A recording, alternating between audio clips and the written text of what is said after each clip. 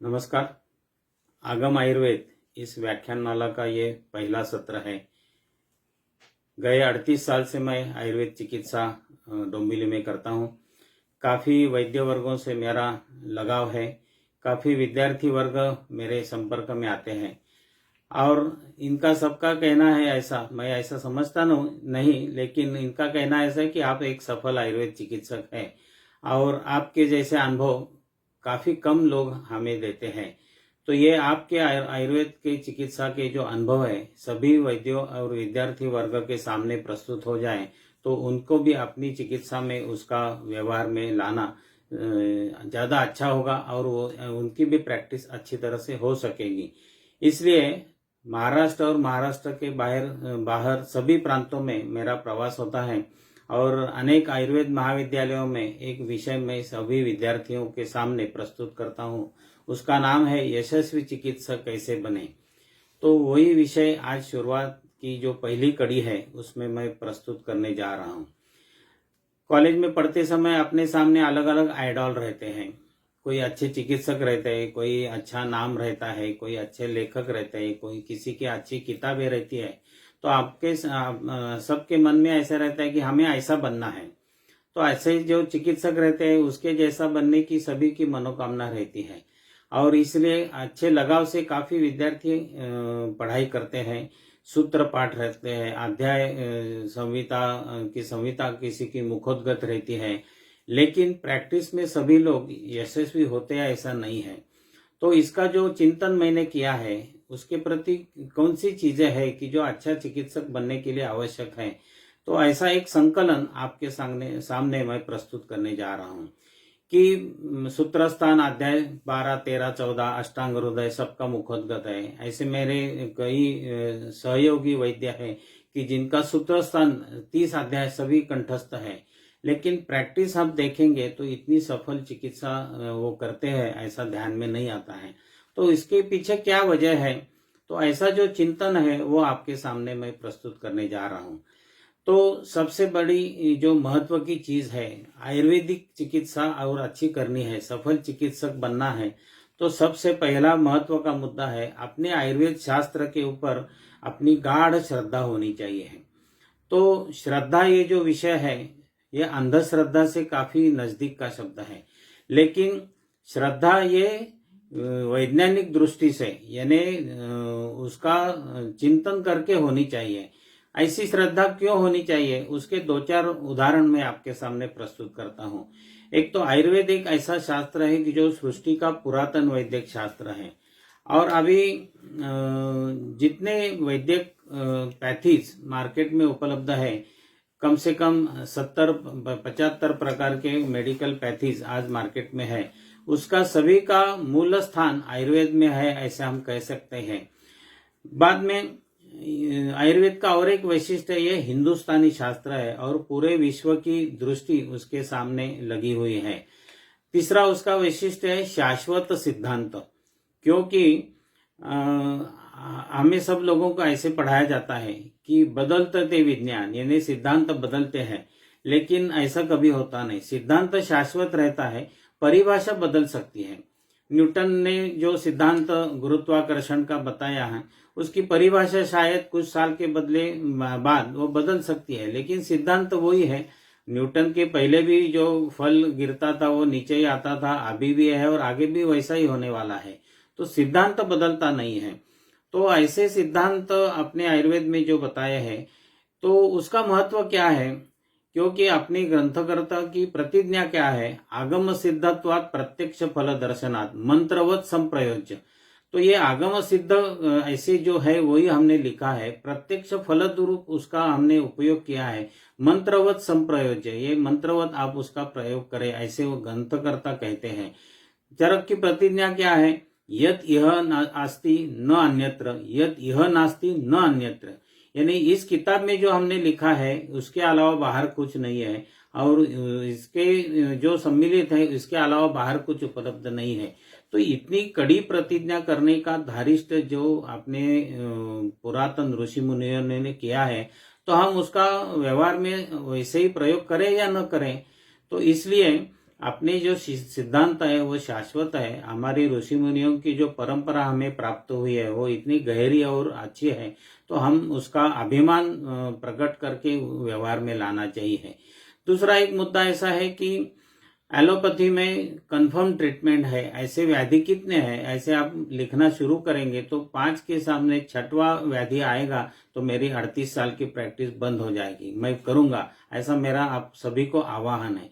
क्योंकि confirm treatment है, ऐसे 4-5 से ज्यादा एलोपैथी में डिसीज नहीं है, लेकिन सिम्टोमेटिक ट्रीटमेंट के लिए लोग जाते हैं और हमें उसका एक अलग सा नजरिया देखने के लिए मिलता है, क्योंकि फास्ट या क्विक रिजल्ट ये उसका एक गमक है। लेकिन इसके पीछे न दौड़ते हुए अपने शास्त्रों में क्या बताया है वो हम कर सकते हैं। जो मैंने बताया कि शाश्वत सिद्धांत, उसके 2 उदाहरण मैं आपके सामने प्रस्तुत करता हूँ। आयुर्वेद में अष्टौ महागध यानी 8 महान बीमारियों का वर्णन आया है। उसमें सबसे प्रमुख जो व्याधि है उसका नाम है राजयक्ष्मा, जिसे यक्ष्माणाम राजा यानी आज व्यवहारिक भाषा में ट्यूबरक्यूलोसिस कहते हैं। उस समय ट्यूबरक्यूलोसिस के लिए अच्छा दवा या कंफर्म ट्रीटमेंट नहीं है, ऐसा हम समझ सकते हैं। आज इतने विज्ञान प्रगत होने के बावजूद टीबी बंद पूरी तरह से ठीक होता है, ये होने के बावजूद आज सभी वैज्ञानिकों के सामने जो प्रश्न है वो cancer, AIDS, blood pressure, diabetes ये नहीं है। और उसके बदले जो राजयक्ष्मा आयुर्वेद में बताया है वही है। तो ये उस समय हमारे मुनि ने कैसे तय किया कि ये यक्ष्माणाम राजा राजयक्ष्मा सबसे अष्टो महागध में प्रथम व्याधि है। ये हमारे ग्रंथों जो उपलब्ध है उसकी शाश्वत सिद्धांत की परिभाषा है। तो इसलिए ऐसे जो हमारे ग्रंथ है उसके ऊपर हमारा विश्वास होना चाहिए, उसके ऊपर श्रद्धा होनी चाहिए, तभी हम अच्छी तरह से चिकित्सा कर सकते हैं। दूसरी बात ऐसी है कि सटीक ग्रंथ वाचन करना आवश्यक है। लोग खाली संहिता या जैसे टेक्स्ट बुक कहते हैं ऐसे किताबें पढ़ते हैं और आयुर्वेद का अभ्यास करते हैं, तो वैसा नहीं है। टीका में क्या लिखा है उसका विस्तृत विवेचन जो ग्रंथकर्ता या टीकाकार ने किया है उसमें क्या लिखा है वो भी हमें देखना है। जैसे हम यहाँ डोंबिवली में ग्रंथ वाचन करते थे तो अष्टांग हृदय पढ़ते समय एक बार सूत्र आ गया, सबको मालूम है, तत्राद्या मारुतम ग्रंथि त्रयोस तिक्ता दया कफम, यानी मधुर, अम्ल, लवण ये 3 रस वात शामक हैं। हमारे उस समय एक वैद्य जो हमारे ग्रंथ वाचन के समय उपस्थित रहते थे वो पूरी एलोपैथी प्रैक्टिस करते थे। उसी दिन शाम को उसके डिस्पेंसरी में एक पेशेंट आ गया जिसका निदान था वात प्रधान कास। तो तत्राद्या मारुतम ग्रंथि उसकी टीका सुबह ही हमने पढ़ी थी, तो उन्होंने सोचा कि इसकी चिकित्सा कैसे करें, तो मधुर, अम्ल, लवण, तो उसके डिस्पेंसरी में जो चीजें उपलब्ध थी उसमें मधुर रस का यष्टि मधुर चूर्ण था, अम्ल रस का अमल की चूर्ण था और लवण का शायद लवण भास्कर या हिंगवाष्टक चूर्ण ऐसे था। तो उन्होंने ये तीनों द्रव्य मिलाकर उसकी पुड़ी बना के गर्म पानी के साथ हर 4 घंटे के बाद लेने के लिए कहा। और आपको सभी को याद है कि प्रैक्टिस में सबसे कठिन जो डिसीज है वो वात प्रधान तमक श्वास और वात प्रधान कास, और ये कितने भी एक्सपेक्टोरेंट सिरप देने के बावजूद ठीक नहीं होता। लेकिन ये 3 पुड़ी देने के बाद वो जो पेशेंट आया था उसकी खांसी बिल्कुल शाम को ठीक हो गई। तो उसका इतना आनंद हो गया कि रात को उसका मेरे को फोन आ गया कि सर ग्रंथ पढ़ने का और सटीक जो आप कहते थे कि ये किस लिए करना है, तो उसका आज अनुभव मैंने किया। ये जो सूत्र हमने आज दोपहर को पढ़ा था तत्राद्या मारुतम ग्रंथि, तो इसका अनुभव मैंने लिया है। तो ये ऐसे सटीक ग्रंथ वाचन हम करते हैं तो अच्छी सफल चिकित्सा कर सकते हैं और उसका कॉस्ट बेनिफिट एनालिसिस भी हम कर सकते हैं कि इतनी अच्छी और कम मात्रा में दवा देने के बाद और सस्ता हम अच्छा रिजल्ट ले सकते हैं। और उसका चाहे जितना आप पैसा ले सकते हैं, वो लेना है नहीं लेना है वो आपके हर एक के व्यक्ति के ऊपर मैं छोड़ देता हूँ, लेकिन सटीक ग्रंथ वाचन आवश्यक है। व्याधि के रूप, पूर्व रूप, उपशय, चिकित्सा सिद्धांत ये भी अपने ग्रंथों में लिखा है। नासिक में एक कॉलेज में मेरा व्याख्यान हुआ था और मैंने प्रमेय की पूर्व रूप के बारे में उस समय बताया। दंतादिना मलाढ़्यत्वं प्रागरूपम पाणिपादयोः ताहस चिकणता देहे त्रुट स्वाद्वास्यं च जायते। ये सूत्र सभी को याद है। अच्छा ज्ञापक रुग्ण है तो मेरा ऐसा 40 साल की प्रैक्टिस का अनुभव है कि यही लक्षण इसी क्रम से व्यक्त होते हुए रुग्ण अपने सामने प्रस्तुत होते हैं। रुग्ण अध्यापक हो तो वो कहता है कि मुंह में से लाला स्राव ज्यादा हो रहा है, दातुन करने के पहले दांत के ऊपर ज्यादा कीट भाग जमा हो रहा है। तो ऐसे अपने ग्रंथों का जो वर्णन है उसका क्रम भी सही और इसी प्रकार से हम अनुभव करते हैं। इसलिए सटीक ग्रंथ वाचन हो तो अच्छा उसका हमें लाभ मिलता है। इस कॉलेज में मैं व्याख्यान देते समय मैंने बताया कि प्रमेय के पूर्व रूप में आपने यहाँ बताया केश जो है जटिली भव होते हैं, यानी उसका केश जो है रहते हैं बाल वो इकट्ठा हो जाते हैं, स्वेद दुर्गंधी होती है, स्वेदों को चिकनापन होता है। तो एक महिला अध्यापक बाद में मुझे मिली और उन्होंने बताया, सर जी ये आपने जो बताया ये सब मैं अनुभव कर रही हूँ, लेकिन मेरे को याद नहीं हो रहा था कि ऐसे क्यों है। तो फिर मैंने बताया कि आप जाओ HbA1c करो एक बार, और जो नॉर्मल होगा तो ये प्रमेय की पूर्व रूप है। आप अच्छी तरह से आहार विहार और व्यायाम करेंगे तो 5-6 साल 7 साल आप प्रमेय को निर्माण नहीं होने देंगे, और ये अपनी शास्त्र की विशेषता है। तो इसलिए ये सटीक ग्रंथों का हम अभ्यास करें, अध्ययन करें तो उसका फायदा हम चिकित्सा में कर सकते हैं। मेरा अनुभव ऐसा है, काफी रुग्णों का डायबिटीज मैंने कुछ साल तक रोक दिया है, क्योंकि ये पूर्व रूप में व्यक्त होते हैं और हम अच्छी तरह से उनको जानकारी देने के बाद वो डायबिटीज में परिवर्तन होने के लिए कुछ साल लगते हैं। तो ये अपनी संहिताओं का वैशिष्ट्य है। ये बाकी कौन से भी शास्त्र में ऐसा विवेचन और ऐसा देखने के लिए नहीं मिलता है। तो ऐसा अभ्यास हम करेंगे तो अच्छी चिकित्सा कर सकते हैं। इसके साथ और कुछ मुद्दे हैं जिसका हमें विचार करना है। जिसे अच्छा प्रैक्टिस करना है, प्रैक्टिस सफल होनी है, तो उसका विविधांगी वाचन होना चाहिए। आजकल का ये युग जो है उसे कहते हैं इंफॉर्मेशन टेक्नोलॉजी का युग है, और आप बैठे बैठे मोबाइल के ऊपर सब प्रकार की जो इंफॉर्मेशन है आप ले सकते हैं। लेकिन मेरा अनुभव है कि हमारे वैद्य इससे काफी दूर हैं। तो अच्छा, एक तो पढ़ाई यानी वाचन होना चाहिए, नहीं तो ये इंफॉर्मेशन आपके पास होना चाहिए। क्यों होना चाहिए? तो इसकी जो जानकारी है उसका जो फायदा है वो पेशेंट डॉक्टर रिलेशनशिप मेंटेन करने के लिए होता है। तो ये पेशेंट डॉक्टर रिलेशनशिप क्या है? तो अच्छा चिकित्सक जो पेशेंट के साथ अच्छी तरह से जो रिलेशन मेंटेन करता है, जो आजकल का ये एक दुर्मिळ हो गया, क्योंकि आजकल डॉक्टर और पेशेंट का कस्टमर और डीलर ऐसा एक रिलेशन हो गया है। लेकिन आपने यहाँ बताया कि पेशेंट डॉक्टर रिलेशनशिप अच्छी हो, फैमिली डॉक्टर की संकल्पना अपनी है, वो अच्छी तरह से हम व्यवहार में लाएंगे तो पेशेंट को हम अच्छा रिजल्ट्स या दे सकते हैं। तो ये रुग्ण और वैद्य के संबंध रखने के लिए जो इंफॉर्मेशन अपने पास होनी चाहिए। कैसा होने चाहिए? 2-4 उदाहरण मैं रखता हूँ। पेशेंट जो अपने पास आते हैं काफी अलग अलग प्रकार के रहते हैं। कोई 1-2 साल का बच्चा है, कोई 12-13 साल का लड़का है, लड़की है, कोई शादी हुई है, एक डिलीवरी हो गई ऐसी गृहिणी है, कोई 40-45 साल की स्त्री हो या पुरुष हो, कोई 60-70 साल के वृद्ध स्त्री हो पुरुष हो। तो ऐसे अलग अलग प्रकार के अच्छे शिक्षित भी देखते हैं, और कुछ ग्रामीण भाग से आए हुए, कोई खेती करने वाला है, कोई अनपढ़ है, कोई सफाई कामगार है, अलग अलग प्रकार के हम पेशेंट देखते हैं।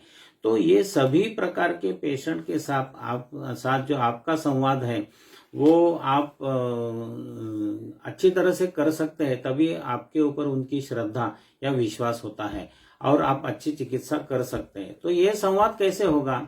जैसे मैंने कहा कि एक मेरे पास लड़की आती थी, वो संगीत की 2-3 परीक्षा दे चुकी थी।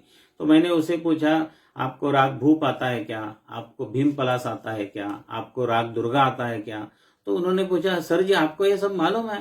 हाँ मालूम है, सारे गप्प धसा ये भूप का जो आरोह अवरोह है आपको आता है क्या? हाँ हमें सिखा है, उसका विस्तार कैसे करना है।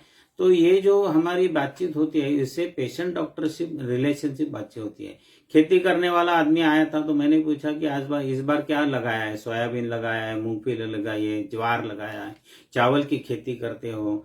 तो मैंने पूछा कि सोयाबीन क्यों लगाते हो? तो सोयाबीन की जो जैसे जमीन का जो कस है वो कम होता है, जमीन की जो क्वालिटी है आपको कैसे पता चला? तो मैंने बोला मैं तो खेती करता नहीं, लेकिन इन्फॉर्मेशन तो अपने पास होनी चाहिए। आप यूरिया इस्तेमाल करते हैं या पंच खाद का जो है वो इस्तेमाल करते हैं, कौन सा खाद आप इस्तेमाल करते हैं, उससे फायदे क्या है, उससे नुकसान क्या है, ऐसे बताने से वो आश्चर्यचकित हो गया।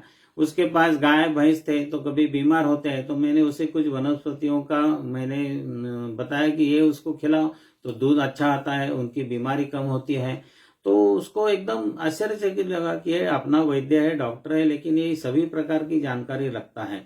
तो ये जो पेशेंट डॉक्टर रिलेशनशिप है, ये मेंटेन करने के लिए अपने को अलग अलग प्रकार की जानकारी होनी चाहिए।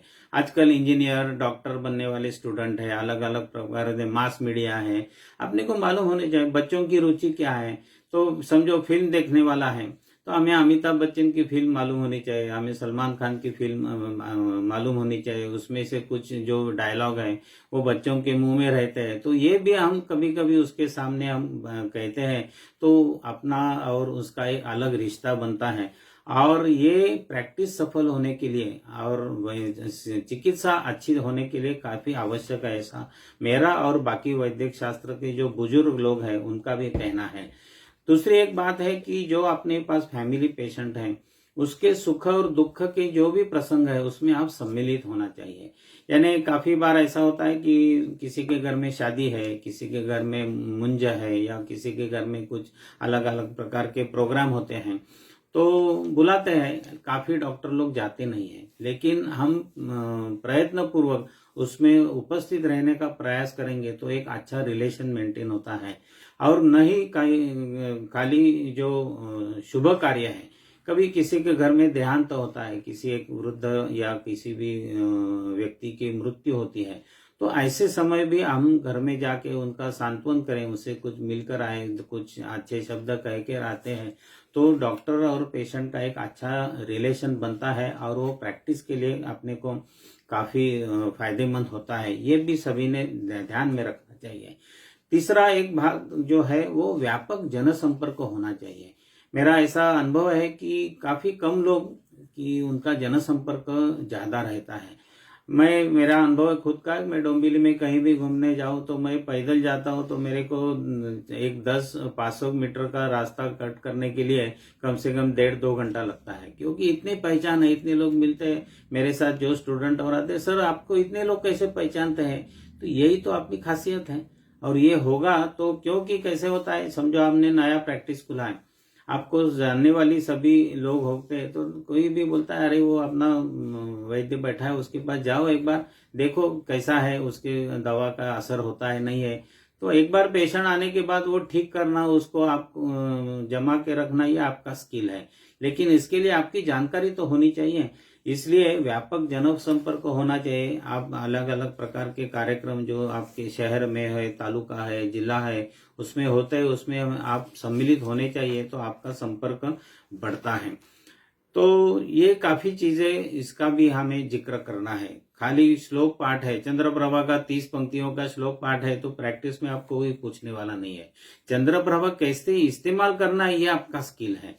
तो इसलिए ये जो मैंने मुद्दे बताए हैं, इसका हमें चिंतन करने की आवश्यकता है, ऐसा मैं कहता हूँ। और एक सबसे जो महत्व की बात है, वो जिस वैद्य के पास मैं सीखा हूँ, जो मेरे गुरु है, मैं उनका नाम बताता हूँ, वैद्य वी.न. केतकर, डोंबिवली में बुजुर्ग है, अभी वृद्धावस्था के कारण प्रैक्टिस नहीं करते हैं, लेकिन मैं उनके पास जब भी डिस्पेंसरी में जाता था तो उन्होंने मुझे एक बार बताया, मेरे को कुछ सवाल पूछना नहीं, मेरे को कुछ आता नहीं है, लेकिन 3 चीजें मैं बताता हूँ, वो आप अच्छी तरह से दिमाग में फिट करेंगे तो अच्छे चिकित्सक बन सकते हैं। क्या बताया उन्होंने?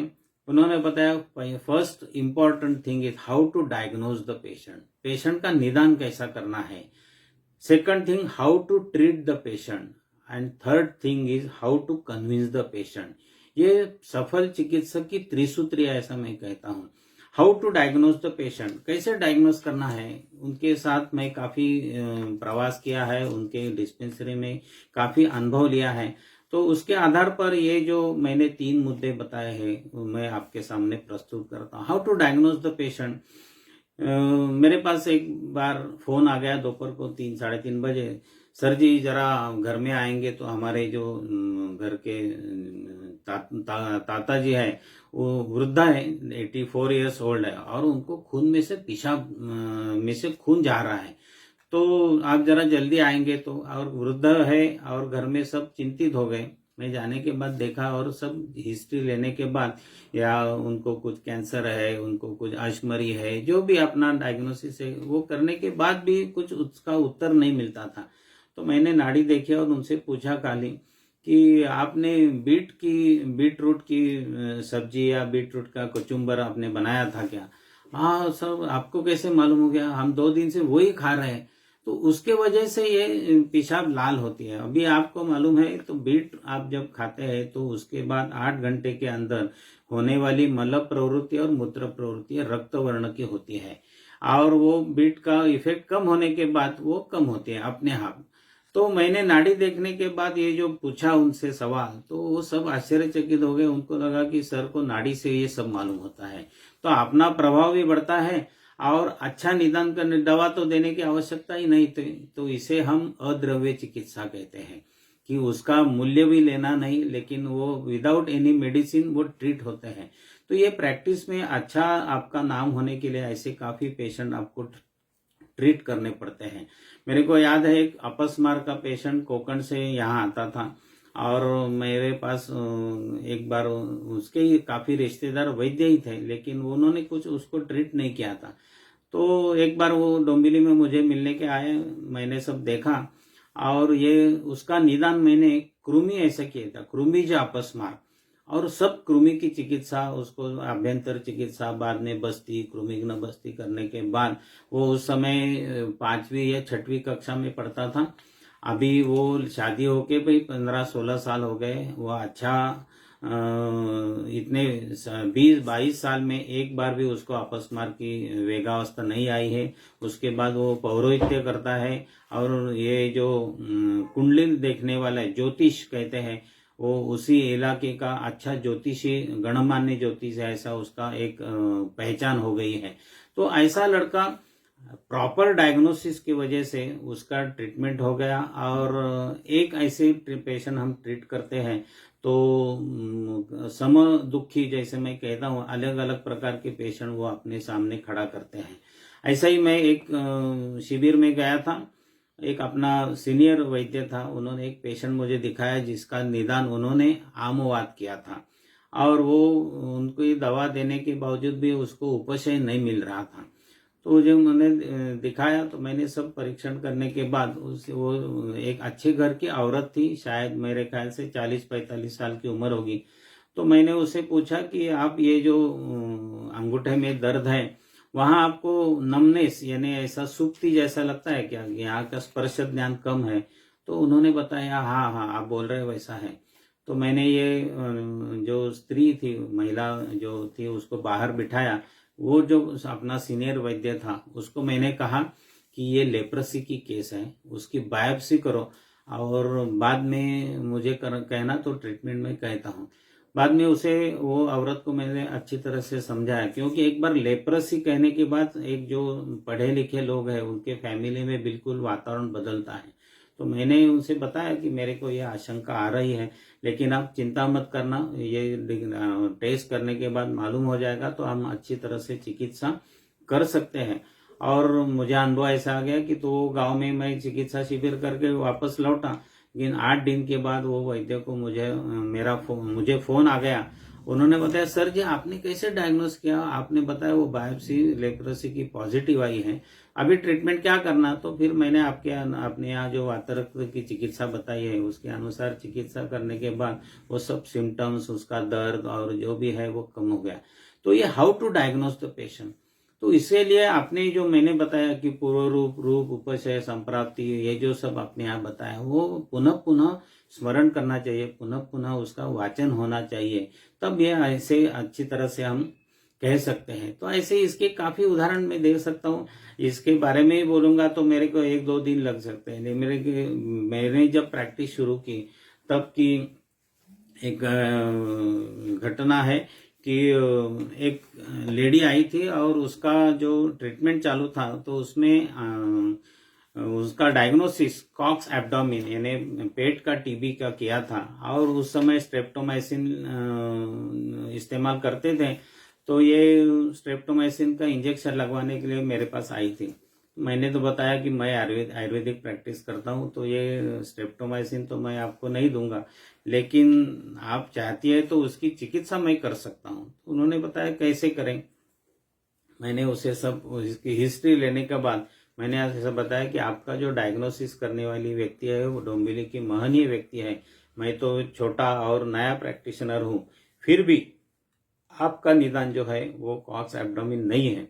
तो मैंने उसे बताया कि आपकी प्रवाहिका ये जो ऐसे अपना निदान है वो केस है, और मैंने उसे 3-3.5 महीने के कार्यकाल में उसकी सब ट्रीटमेंट करके वो उससे व्याधि से मुक्त हो गई। अभी ये जो डायग्नोसिस किया ये अपने जो ग्रंथों में लिखा हुआ है उसके अध्ययन के बाद उसका परीक्षण करने के बाद ही हुआ है। तो how to diagnose the patient, बाद में वो कम से कम 40 साल से वो पूरी फैमिली मेरी पेशेंट है। तो how to diagnose the patient ये जो हमारे गुरु ने बताया वो सबसे बड़ी महत्व की बात है, और ये हमने प्रैक्टिस में अच्छी तरह से इस्तेमाल करना है। दूसरे जो मुद्दा उन्होंने बताया वो है how to treat the patient, कि पेशेंट को कैसा ट्रीट करना है। तो वो ऐसे कहते थे, या मैंने उसका अर्थ ऐसे लगाया कि पेशेंट काफी अपने को सवाल पूछते हैं, किसी को समझता है किसी को समझता नहीं है। कोई लोग ऐसे हैं कि जो हम बताए वैसे पूरी तरह से उसका अवलंब करते हैं, कोई लोग सुनते हैं लेकिन कुछ परहेज नहीं करते हैं। तो ऐसे पेशेंट कौन है ये हमें आइडेंटिफाई करना चाहिए। और हमारे गुरु ऐसे कहते थे कि किसी को समझेगा ऐसा समझाना चाहिए और किसी को समझेगा नहीं ऐसे भी समझाना है, और किसी को डांटना भी है। मैं बोलता हूँ ना ये दवा ले लो फुट चले जा, मैं 8 दिन के बाद बताऊं, ये भी, लेकिन कहाँ ये करना है ये आपको समझना चाहिए। यानी मेरे पास एक ऐसे बुजुर्ग आते थे, उन्होंने वो एलोपैथी के पहले ट्रीटमेंट लेते थे, तो उन्होंने वो भी प्रवाहिका का पेशेंट था। वो डॉक्टर ने ऐसे बताया था कि वो एमेबिक डिसेंट्री है, वो एमीबा के सिस्ट रहते हैं पेट में, वो अनुकूल वातावरण के बाद वो सिस्ट बर्स्ट होते हैं तो उसे रिफ्लक्स एसिडिटी होती है, फलाना फलाना। वो उनके दिमाग में काफी उससे वो हटता नहीं था। मैं आने के बाद कभी कभी उनकी नाड़ी देखता था और मैंने आपके यहाँ सिस्ट बर्स्ट हो गया, हाँ आपने परफेक्ट किया। तो ये जो है ये प्रैक्टिस का गमक है। तो मैंने बताया कि ये ऐसा नहीं है, लेकिन इसकी ट्रीटमेंट हो सकती है, क्या करना क्या नहीं ये तो उन्होंने बताया आपकी दृष्टिकोण से क्या है। तो मैंने बताया आपको मालूम है क्या कि प्राण व्यान उदान अपान समान ऐसे 5 वायु रहते हैं। ये अपान है उसकी गति अनुलोमित रहती है, समान की ऐसी रहती है, ये अपान प्रतिलोम हो गया तो ये होता है वैसे, ऐसे सब बताने। हाँ ये आपने सही बताया। अभी उसको उसमें से कुछ ध्यान में नहीं आया था, लेकिन मैंने ऐसा बताता कि आपको समझने वाला नहीं, मैं दवा देता हूँ तो वो नहीं, क्योंकि वो हॉस्पिटल में काम करने वाला आदमी था, काफी डॉक्टर लोगों से उनसे पहचान थी, तो वो आधा मेडिकल नॉलेज की वजह से ये था। तो लेकिन उसको ऐसे मैंने कहने के बाद वो कभी बाद में ज्यादा शंका प्रश्न नहीं पूछता था, और मेरे ऊपर भरोसा रख के वो काफी साल तक ट्रीटमेंट बीच बीच में लेता था। तो ये how to treat the patient ये जो है ये भी सबसे महत्व की बात है। और मैंने बताया वैसा कि कभी कभी डांटना भी पड़ता है, और कभी कभी गुस्सा न करते हुए। मैं जो गुरु का नाम लिया, उनके पास एक पेशेंट आया था, उनकी तो फीस काफी कम थी, और जो भी बिल था उन्होंने ऐसे कहा कि डॉक्टर साहब आपका बिल मैंने पूरी तरह से दिया है। तो सर ने बताया कि आपके पास कुछ लिखा हुआ है क्या। तो मैंने हाँ मैं डेली डायरी लिखता हूँ। तो उन्होंने बताया कि आप ऐसा करो 4 दिन के बाद डायरी लेके आना और मुझे बताओ, मेरे पास केस पेपर के ऊपर लिखा हुआ रहता है कि कितना पैसा हुआ कितना आया नहीं है। मेरी से गलती है तो मैं वो कम करूंगा, और नहीं है तो आपको देना पड़ेगा। तो उसको लगा कि डॉक्टर को हम बराबर मूर्ख बना सकते हैं। वो एक बार डायरी लेके आया 4 दिन के, और उन्होंने वो डायरी पढ़ना शुरू किया। मैं 3 तारीख को आया था तो उस दिन इतने पैसे दिए, 8 तारीख को आया था। तो डॉक्टर ने बाद में केस पेपर दिखाया कि आपने जितने डेट बताए उसमें से 2 ही डेट ऐसे है कि उसी दिन आप आए थे, बाकी के क्योंकि वो डॉक्टर का डिस्पेंसरी कब बंद है कब रविवार आया उन्होंने देखा ही नहीं। तो उन्होंने बताया कि आपको पैसा नहीं देना है तो मत देना, मैं ऐसे समझूंगा कि मैंने एक अच्छे आदमी को दान किया है, लेकिन ऐसे कभी ये दूसरे को मूर्ख बनाना बंद करो। तो ये भी अभी उन्होंने उसको एक अच्छी तरह से एक संदेश दिया कि हम मूर्ख नहीं है, आप ही मूर्ख है। पैसा आना जाना और लेना नहीं देना ये हर एक व्यक्ति के ऊपर मैं छोड़ देता हूँ। उसको समझ में आया, बाद में उन्होंने जो भी बिल था वो देकर वो चला गया। तो लेकिन अपना टेम्पर न लूज करते हुए भी उन्होंने अच्छी तरह से उसे ट्रीट किया, तो ये भी सबसे महत्व की बात है। और तीसरा मुद्दा जो है, how to convince the patient. Practice में सबसे महत्व की बात है ये कि आपकी कन्विंसिंग कैपेसिटी होनी चाहिए। तो ये आप कैसे कन्विंस कर सकते हैं, इसके ऊपर आपकी यशस्विता अवलंबन है। मेरे जो गुरु दूसरे मैं कहता हूँ, धुलिया के वैद्य पीटी जोशी, मेरे पास एक बार उनके पास मैं शिविर में बैठा था और एक पेशेंट आने के बाद उन्होंने बताया कि आपको बस्ती लेना पड़ेगा। तो बस्ती से क्या होगा, तो उन्होंने बताया कि नहीं, वो जरा पेट सफा हो जाएगा। तो उन्होंने कहा मैं तो हर रोज संडास होती है, सफा होता है। उन्होंने बताया आप घर हर रोज झाड़ते हैं कि नहीं? हाँ झाड़ते हैं। दिवाली, दसरा, कुछ गणपति उत्सव आते हैं तो आप जरा घर अच्छी तरह से सफा करते हो तो कितना मैला निकलता है, इतना। ये बस्ती का काम है। तो हर रोज घर सफा करना और क्षण उत्सव कुछ त्योहार है तो उस समय करना, इसमें जो अंतर है वो बस्ती और हर रोज की संडास होना उसमें है। तो इतनी इजी भाषा में उन्होंने उसको समझाया कि उन्होंने बाद में प्रश्न पूछा नहीं, बस्ती लिया और वो ठीक होके चला गया। तो ये जो कन्विंसिंग स्किल है वो प्रैक्टिस में होना चाहिए। मेरे पास एक पेशेंट आया था, 60-65 साल की उम्र है। मुझे उन्होंने कहा कि गए 3 महीने में बिल्कुल सोया नहीं हूं। अभी ये तो मुमकिन नहीं है, निद्रा ये प्राकृत कर्म है। आज नहीं, कल नहीं, परसों निद्रा आने वाली है। अपने यहाँ निद्रा की व्याख्या क्या बताई? यदा तु मनसि क्लांते कर्मात्मनः क्लमन्विता विषयोभ्यो निवर्तन्ते तदा स्वपिति मानवः। तो ये निद्रा प्राकृत है। कर्म करके इंद्रिय, मन, तन सब जब भी थक जाता है तो निद्रा आती है। तो मैंने उसे बताया कि ठीक है, आप कितने बजे सोते हैं हर रोज? तो मैंने 11 बजे सोता हूँ। तो आप ऐसा करना, सोते समय तकिया के पास एक छोटी डायरी, एक पेन और छोटा बैटरी रखो। और घड़ी तो सबके पास रहती है। आप हर आधा घंटे के बाद, पौना घंटे के बाद आप नींद नहीं आती है तो समझो 11 बजे आप बिस्तर पे जाने के बाद 11:30, 12, 1, 1:30, 2 ऐसा टाइम लिखते जाओ। समझो 1:30 बजे आपने टाइम लिखा और बाद में 3:30 बजे आपने टाइम लिखा, तो 1:30 से 3:30 आप सोए थे, ऐसा सिद्ध हो जाए। ये तो आपको मान्य है? हाँ मान्य है। तो उन्होंने ऐसा, मैंने उनको होमवर्क करने के लिए बताया और 8 दिन के बाद आने को मैंने कहा था। तो 8 दिन के बाद वो डायरी लेके आया और वो प्रामाणिक पेशेंट था, इसलिए तो मुझे ऐसे मालूम हो गया कि वो टाइमिंग तो उन्होंने लिखा था। तो 11, 11:30, 12 बजे टाइम है और 12 के बाद 4 बजे तक, ऐसे 5 दिन बिल्कुल टाइम, और 4 के बाद 4, 4:30। तो उनकी उम्र 65 साल की थी, तो उनको 4 घंटे की नींद काफी है। और वो भी प्रकृति के ऊपर है, वो वात प्रकृति की व्यक्ति है, तो उसे और नींद आने वाली नहीं है। तो बाद में मैंने उसे समझाया कि आपकी ये जो नींद आ रही इतनी आपको काफी है और नींद की आवश्यकता है। बाकी निद्रानाश के जो भी आपने यहाँ अभ्यंग, शिरोभ्यंग, कर्णपूरण, पादाभ्यंग बताए वो करने से होता है। तो ये समझाना, how to convince the patient, ये सबसे महत्व की। बाद में वो निद्रा के लिए गोली खाना या नहीं आती ऐसा उन्होंने कभी मुझे बाद में बताया नहीं है। तो ये कन्विंस होना आवश्यक है। मेरे पास एक लड़की आई थी, 10वीं 12वीं कक्षा की थी, दिखने में काफी सुंदर थी, लेकिन उसको श्वित्र यानी ल्यूकोडर्मा कहते, उसकी बीमारी थी और वो बिल्कुल दर्शनी भाग यानी गर्दन के सामने ही उसको व्हाइट पैचेस थे। मेरे पास आ गई, तब उसके माता पिता भी साथ में थे और वो मेरे सामने बैठी। मैंने सब हिस्ट्री लेने के बाद उन्हें बताया कि मैंने दवा देता हूँ और वो ठीक हो जाएगा, यानी कम हो जाएगा। एक स्वित्र का पेशेंट है तो हम गारंटेड तो बोल नहीं सकते हैं, फिर भी वो ठीक हो जाएगा। तो वो सुनने के बाद वो लड़की काफी होशियार थी, क्योंकि वो संगीत में अच्छी तरह से गाना अच्छा गाती थी, हारमोनियम बजाती थी, स्पोर्ट्स में अच्छी थी। स्कूल में 90-95 तक परसेंटेज उसको परीक्षा में गुण प्राप्त होते थे। अच्छा उनका ओरेटरी, वक्तृत्व था और एकदम एक्स्ट्रा ऑर्डिनरी ब्रिलियंट थी।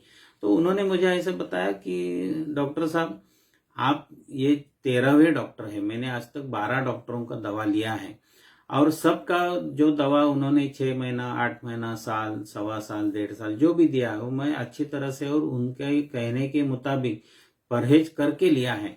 लेकिन 1 साल के बाद जब कम नहीं हुआ तब सब लोगों ने मेरे ऊपर दोष ऐसे रखा कि आपने शायद पथ्य नहीं किया होगा, आपने दवा ठीक तरह से नहीं लिया होगा। तो ऐसा आपके बारे में होना है तो मैं दवा नहीं लूंगी। तो ये जो उसके शब्द थे वो मेरे दिल में काफी गहरा चोट करके गए कि एक ऐसी इतनी होशियार लड़की लेकिन इतनी प्रामाणिकता से ऐसे बोल रही है कि ऐसा होगा तो मैं आपका दवा नहीं लूंगी। तो आपने यहाँ आर्तः पुत्रोत उपक्रम यहाँ ऐसे बताया है। तो मैंने उसे पूछा कि ठीक है, आपने जो बताया वो सही है, मैं आपको 2 सवाल पूछता हूँ, उसका आप चिंतन करो। क्या? मैंने बताया कि आप में क्या कमी है? आप दिखने में अच्छे हैं, आप स्पोर्ट्स में अच्छे हैं, आप ओरेटरी है, आपको गुण अच्छे मिलते हैं, आप हारमोनियम अच्छा बजाती है। ये सफेद दाग है, ये आपके मन में जो उसकी एक जिसे हम भय कहता है वो निकाल डालो। आपको ऐसा लगता है कि आपकी शादी नहीं होगी, उसकी जिम्मेदारी मेरी है। और मैं ऐसा बताता हूँ कि ये ट्रीटमेंट 1-2 साल लेने के बाद शायद ये सफेद दाग कम नहीं हो गए तो आप क्या करने वाले? आत्महत्या करेंगी? आपका जीवन उद्ध्वस्त करने वाली है? ऐसा मत करना और ऐसा सोचना भी नहीं। आप बिल्कुल अच्छी तरह से ठीक हो सकती है। ये सब मैंने जब बताया कि आप आगे क्या क्या सोचा और ये आगे की जिंदगी आपकी ठीक हो सकती है, ये सोचने के बाद वो आंख में से उसके पानी आना चालू हो गया। 1-2-4 मिनट वो रोई और बाद में उन्होंने बताया कि डॉक्टर साहब आज से मैं आपका दवा लेने वाला। आपने मुझे जिंदगी का देखने का एक नजरिया बदल डाला है, क्योंकि मैं ऐसा सोचती थी ये नहीं जाएगा तो कैसा होगा। मैंने बताया कि ऐसे कितने लोग मैं बताऊं कि जिसके सफेद दाग है, कुछ नहीं, अच्छे खासी उनका नाम है, सब काम करते हैं, आप भी ऐसे कर सकते हैं। उसके बाद मैंने वमन, विरेचन, रक्तमोक्षण और आभ्यंतर चिकित्सा करने के बाद मेरा अनुभव ऐसा है कि 8 महीने के अंदर उसके कम से कम 90% उसके क्षेत्र के जो भी दाग थे वो सब कम हो गए। बाद में उसकी फैमिली की ट्रेजेडी हो गई, उसके पिताजी का देहांत अकस्मात हो गया। उसके बाद मेरे पास वो आई नहीं। लेकिन ये जो 90% क्षेत्र के जो सफेद जो दाग थे वो कम होना जो है उसका श्रेय जो है वो ट्रीटमेंट के बदले मेरे ख्याल से उसका जो सोच मैंने बदला उसके लिए। तो how to convince the patient, ये सबसे महत्व की बात है, ऐसा मेरा कहना है। तो प्रैक्टिस अच्छी करना है तो ये बाकी सब मुद्दे हैं। तो how to diagnose the patient, how to treat the patient and how to convince the patient, ये सबसे अच्छी बात है। और एक उसके पीछे मैं 2 चीजें आपको बताना चाहता हूं और मेरा वक्तव्य मैं खत्म करना चाहता हूं कि आजकल ऐसे देखने के लिए मिलता है, पेशेंट आने के बाद आपको बस्ती करना पड़ेगा, आपको स्नेह स्वेदन करना पड़ेगा, आपको फलाना करने, आपको सिरोधारा करने पड़ेगा और उसके किसी के 10,000, किसी के 15,000, किसी के और भी कितने पैसे लोग लेते हैं। और एक सस्ता आयुर्वेद हमने काफी महंगा किया है और इसलिए ये पंचकर्म जितने फायदेमंद है उससे नुकसान भी हम भुगत रहे, ऐसा मेरा कहना है। तो ये जो पैसे के लगने पीछे लगकर जो प्रैक्टिस करते हैं ऐसे लोगों से मेरी आप सभी से विनती है कि ऐसा गलत व्यवहार कृपया मत करो और ऐसा व्यवहार करो कि पैसा आपके पीछे लगेगा। वो अनूप जलोटा की जो भजन संध्या कैसेट है उसमें एक भजन है, जब आदमी पैदा होता है तो वो रोता है और दुनिया हंसती है क्योंकि वो अच्छी तरह से जिंदगी में पदार्पण किया है। तो ऐसी करनी किया करो जब अब हंसे दुनिया रोए, कि जब आपका देहांत हो जाएगा तो पूरी दुनिया रोनी चाहिए। ऐसा व्यवहार आपको जिंदगी में करना है, ऐसा वो भजन का अर्थ है। मैं ऐसा कहता हूं कि प्रैक्टिस ऐसी करो कि पैसा आपके पीछे लगेगा। ये 2-4 उदाहरण मैं आपके सामने रखता हूं। मेरा सद्भाग्य ऐसा है कि उधर के काफी रुग्ण देखने को सौभाग्य मुझे मिला है।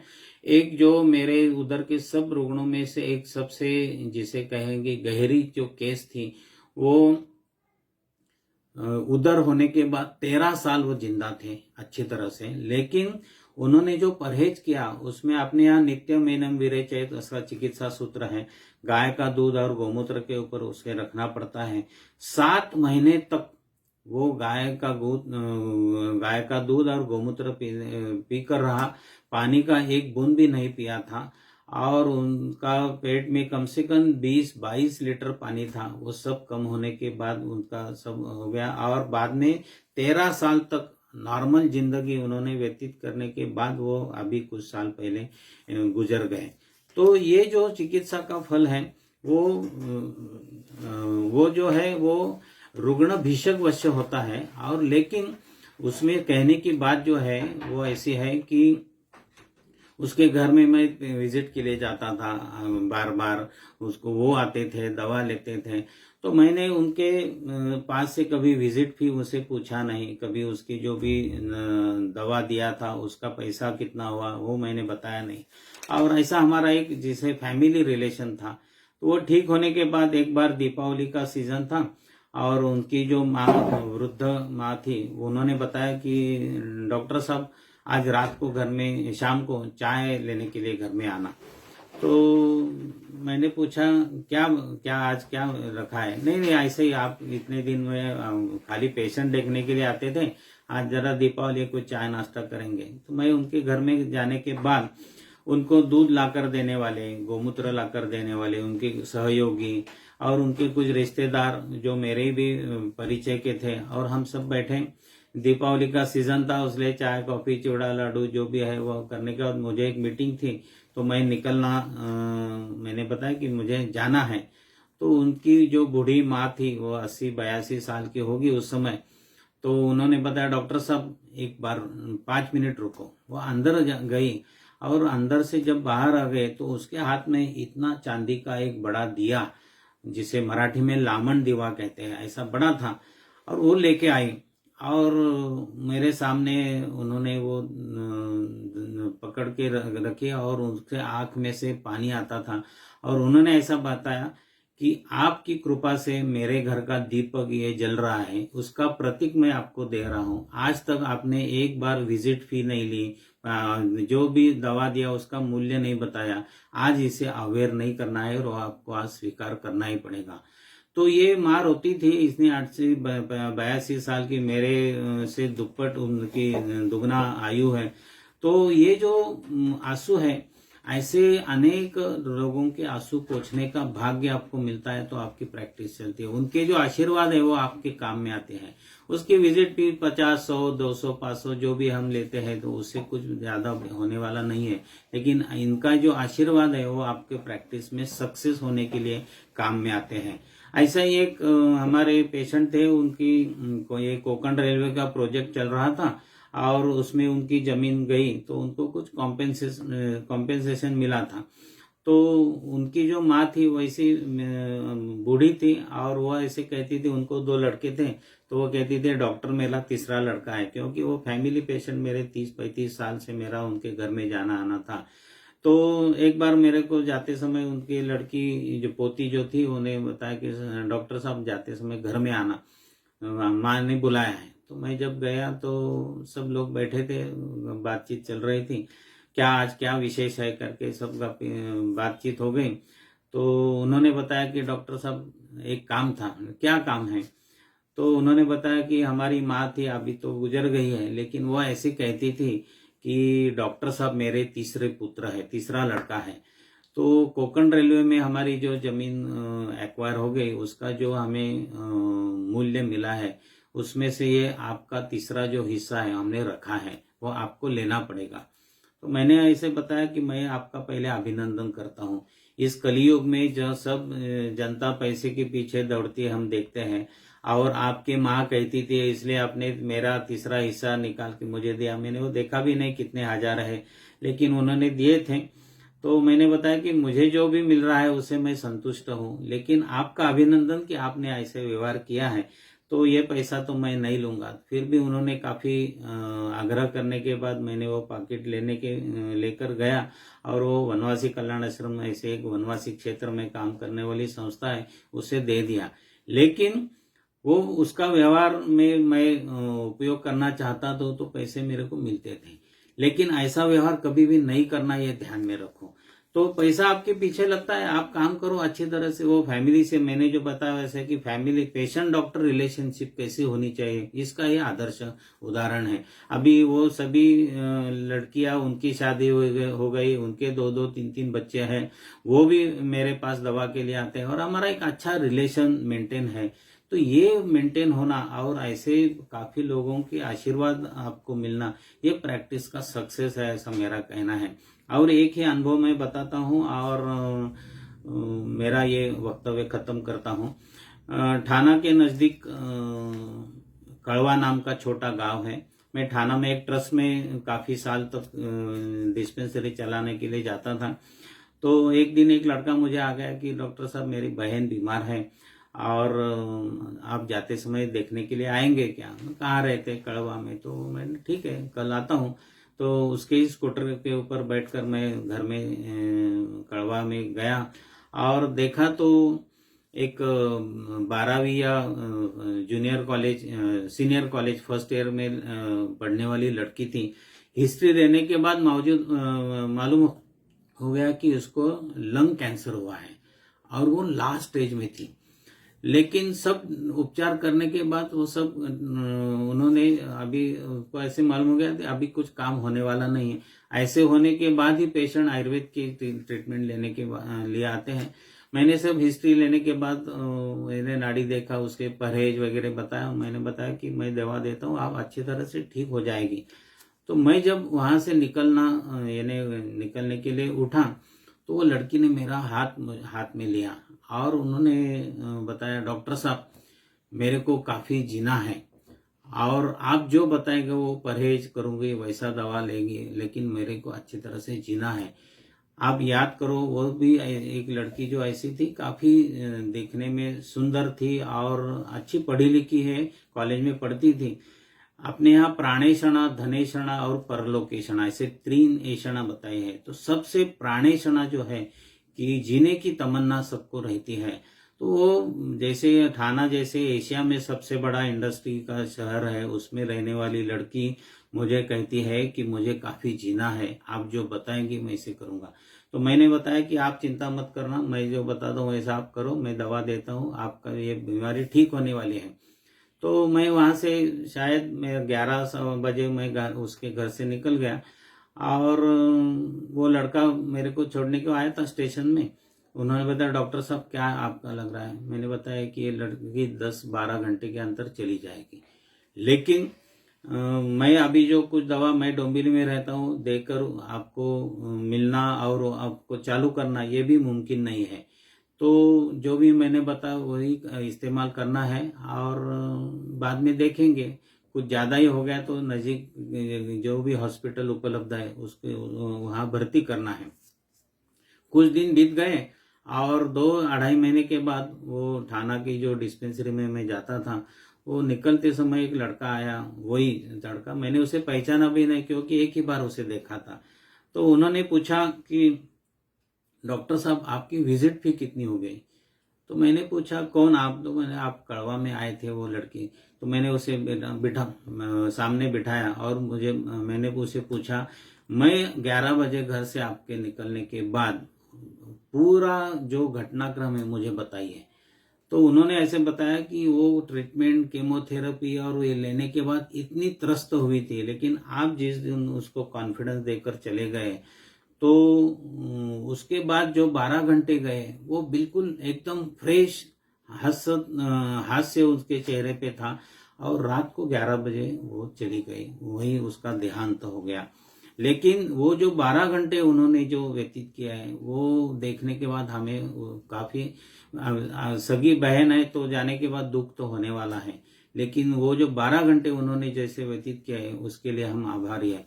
तो मैंने उसे बताया कि मेरी विजिट भी मुझे मिल गई है, आपके 50, 100, 200 रुपए से मुझे कुछ बंगला बांधने का नहीं, लेकिन ऐसे 12 घंटे मेरे शब्द की वजह से उसके जीवन में जो हास्य और निर्माण हो गया, बस मेरा विजिट भी इसी में आ गई है।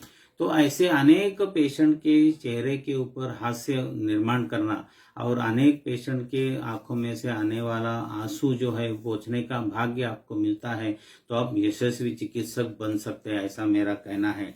तो ये मैंने आपके सामने कुछ विषय प्रस्तुत किया है। मेरे को ऐसा लगता है कि शायद आपको ये उचित होगा, तो आप उसका अनुशीलन या उसका अवलंब अपने प्रैक्टिस में कर सकते हैं। मेरे सामने तो काफी कम लोग उपस्थित हैं, लेकिन मेरे को कहना आवश्यक है कि आपने शांत स्वरूप से ये व्याख्यान सुन लिया, इसलिए मैं आप सबका और आयोजकों को मैं धन्यवाद देता हूँ। नमस्कार।